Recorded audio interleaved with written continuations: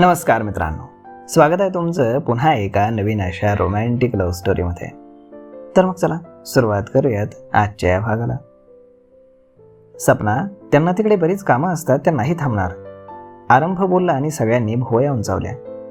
ते पाहून आरंभ गडबडला. तुझी सगळ्यांशी ओळख झाली का? आरंभ विषय बदलत बोलला. नाही ना, सपना बोलली. एक मिनिट, मी तुझी सगळ्यांशी ओळख करून देतो. भाईसा, एक मिनिट इकडे या. आरंभ राघवकडे पाहत बोलला. सपना, हे माझे भाईसा आणि या भावीसा. आरंभ राघव आणि सियाकडे पाहत बोलला. हाय, राघव बोलला आणि सिया फक्त थोडंसं हसली. ही माझी काकीसा, राघव भासाची मासा, आरंभ बोलला. नमस्ते काकीसा, सपना हात जोडून म्हणाली. आणि ही आहे शुभांगी. आरंभ पुढे बोलतच होता की सपना मध्येच बोलली. माहीत आहे मला, ही शुभांगी हवेलीचे नोकर, राईट ना? सपना शुभांगीकडे ईर्ष्यानं पाहत बोलली. नोकर नाहीये ती माझी. तन्वी बोलताना आरंभने तिला डोळे खुणावून मध्येच थांबवलं. अगं, तिचे वडील हवेलीमध्ये नोकर होते, तारा बोलली. ते आता या जगात नाहीत ना, म्हणून मासांनी तिला घरी आणलंय, तारा बोलली. ओह, आय एम सॉरी, मला वाटलं नोकर आहे, कारण ती घरातली सगळी कामं करते ना, म्हणून. आणि घरात काम करणाऱ्यांना नोकर म्हणजेच मेड म्हणतात ना, सपना भोळेपणाचं नाटक करत बोलली. घरातली कामं तर आपणही करतो. तुझ्याही घरामध्ये तुझे आई बाबा काम करतच असतील ना, मग काय तू त्यांनाही नोकर म्हणतेस का? सिया बोलली. माझ्या घरात 1000 नोकर आहेत कामं करायला, सपना केसांना झटका देत तोऱ्यात बोलली. शुभांगी हवेलीची नोकर नाही, ती माझ्या अत्यंत विश्वासू माणसाची मुलगी आहे. तिच्या वडिलांचे खूप उपकार आहेत जडेजा खानदानावर. शिवानं आमच्या घराला स्वतःचं घर मानून खूप काही केलंय. नेहमी आमच्यावरती आलेलं संकट, दुश्मनांनी केलेले वार त्यानं झेललेत. आमच्यावरती त्याचं ऋण कधीच फिटणार नाही. आज तो असता तर शुभांगी आमच्या हवेलीमध्ये कधी आलीच नसती. त्याच्या पश्चात शुभांगीची जबाबदारी आमच्यावर आहे. दादीचा आरंभ आणि ताराकडे पाहून रागानं बोलली. शुभांगीचा अपमान त्यांना सहन होत नव्हता आणि आरंभचं गप्प राहणंही त्यांना खटकत होतं. राहिली घरकामाची गोष्ट, तर तिला आवड आहे घरातील कामं करायची. सगळ्यांना सांभाळून घेते ती. सगळ्यांना काय हवं नको ते ती पाहत असते. तिला माहीत आहे या बदल्यात तिला काहीच मिळणार नाही, उलटसुलट बोलणंच मिळेल. आणि मिळाली पण तरीही सगळं काही हसत मुखाने आणि निस्वार्थ भावनेने करते ती, तुलसी बोलली. मिळतंय की तुलसी दिदी, या बदल्यात तिला खूप काही मिळतंय. एवढ्या मोठ्या हवेलीमध्ये ऐशोआरामात राहायला मिळतंय. हे असे भारी कपडे, दागिने, सगळं काही न मागताच मिळतंय. अजून काय हवंय? तारा बोलली. तू तिला तुझ्यासारखी समजू नकोस मॉम. शुभांगी अजिबात तुझ्यासारखी नाही, तन्वी रागानं बोलली. तू गप्प बस, तारा डोळे वाटारून तन्वीला पाहत बोलली. आता निघतो आम्ही. दादीसांना आता सहन झालं नाही आणि त्या उठून उभ्या राहिल्या. दादीसा, तन्वी बोलली. तन्वी बेटा, अब हमें निकलना चाहिए, चलो सब. दादीसांनी शुभांगीचा हात पकडला आणि त्या तिथून निघाल्या. दादीसा प्लीज थांबा ना, तन्वी डोळ्यात पाणी आणून बोलली. अजय त्यांना तसं जाताना पाहून लगेच त्यांच्या मागे आला आणि आरंभही आला. काय झालं मासा? अजय त्यांच्या चेहऱ्यावरील ते नाराजगीचे भाव पाहून बोलला. आम्ही निघतोय, राघव गाडी ले आव. दादीसांनी अजयकडे पाहिलंही नाही. जी दादीसा. राघव एवढं म्हणून गाडी आणायला गेला. कुणी सांगेल का काय झालंय? अजय बोलला.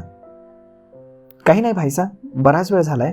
मासांची औषधं पण हॉटेलवर राहिलीत.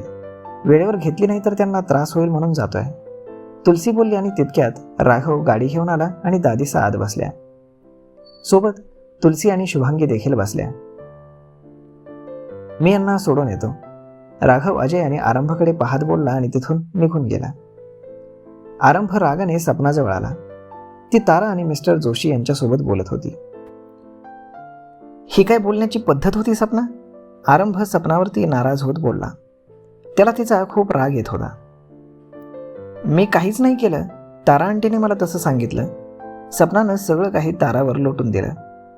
आरंभ आता ताराकडेही रागानं पाहत होता, पण सगळ्यांसमोर तो तिला काहीच बोलू शकत नव्हता. त्यामुळे तो रागाने तिथून निघून गेला. What happen? मिस्टर जोशी न समजून बोलले तर सपनानं खांदे उडवले. मग थोड्याच वेळात सगळ्या गेस्टना निरोप देऊन सगळे घरी परतले.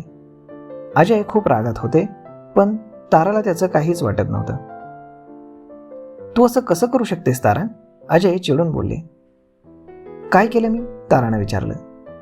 तू सगळ्या पार्टीचा सत्यानाश केलास आणि वरून म्हणतेस काय केलं? मासा आपल्या तन्वीसाठी तिला आशीर्वाद देण्यासाठी ती आली होती आणि तू त्यांचा अपमान केलास. मी त्यांचा अपमान नाही केला.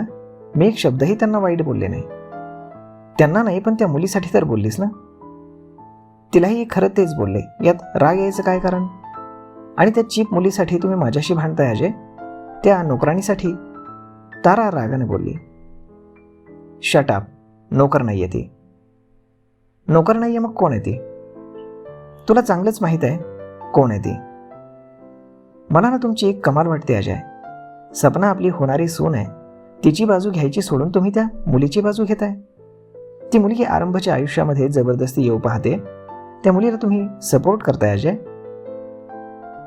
हे काय त्या मुलीमुळे जे सगळे तुमच्या मागे पुढे करतायत? त्या मुलीची लायकी तरी आहे का या घराची सून म्हणून येण्याची? आरंभ आणि तिची बरोबरी तरी आहे का? मासाने आरंभावरती फार अन्याय केलाय अजय. तुम्हाला दिसत नाहीये का ते? ती मुलगी आरंभासाठी योग्य नाहीये.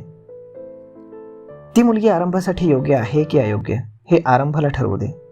तू का त्याच्या गोष्टीमध्ये नाक खुपसतेस? तुला माहित आहे ना त्याचा स्वभाव कसा आहे. तुझ्या अशा वागण्यानं तो अजून आपल्यापासून दूर जाईल. तुला याचा काय फरक पडतो म्हणा? फरक मला पडतो, कारण तो माझा मुलगा आहे आणि त्याची खुशी हीच माझी खुशी आहे हे लक्षात ठेव. एवढं म्हणून अजय तिथून स्टडी रूममध्ये निघून गेले. इकडे आरंभच्या शांत बसण्याचा आणि ताराच्या बोलण्याचा दादिसांना फार वाईट वाटलं होतं. बिचारी शुभांगी, तिला सगळे इतकं बोलत होते परंतु ती शांत होती. दादिसा, शुभांगी त्यांच्या मेडिसिन आणि पाण्याचा ग्लास घेऊन त्यांच्याजवळ आली.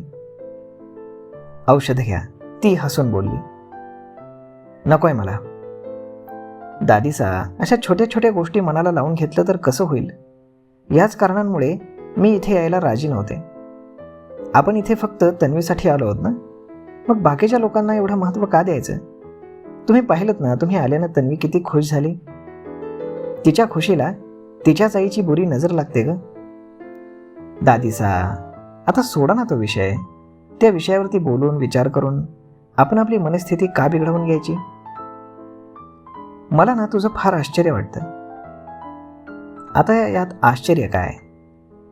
ती मुलगी तारा तुला इतकं बोलून गेली आणि तू एका शब्दानेही त्यांना काही बोलली नाहीस.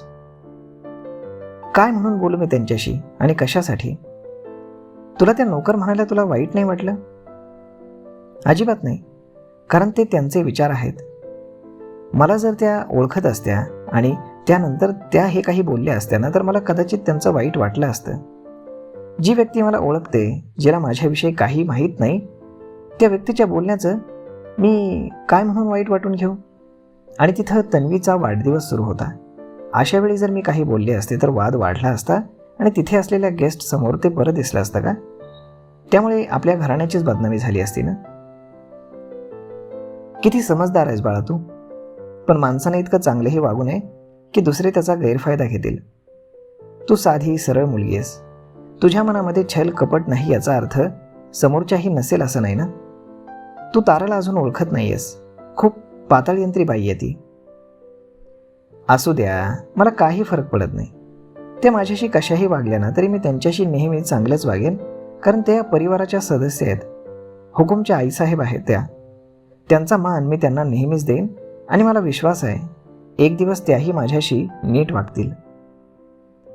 हाच तुझा आत्मविश्वास मला खूप भावतो. तुझ्याबद्दल वाईट विचार करणाऱ्यांचाही तू आदर करतेस. आता माझी स्तुती बस झाली. हे मेडिसिन्स घ्या आणि जरा आराम करा. मग दादिसांनी तिच्या डोक्यावरनं हात फिरवला आणि त्या मेडिसिन्स घेतल्या. तर मग मित्रांनो, आजचा हा भाग आपण इथेच थांबूयात.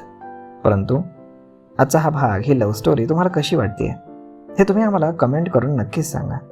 आणि जर आवडत असेल तर आपल्या जवळच्या मित्रमंडळींसोबत देखील हा व्हिडिओ तुम्ही शेअर करायला विसरू नका. धन्यवाद.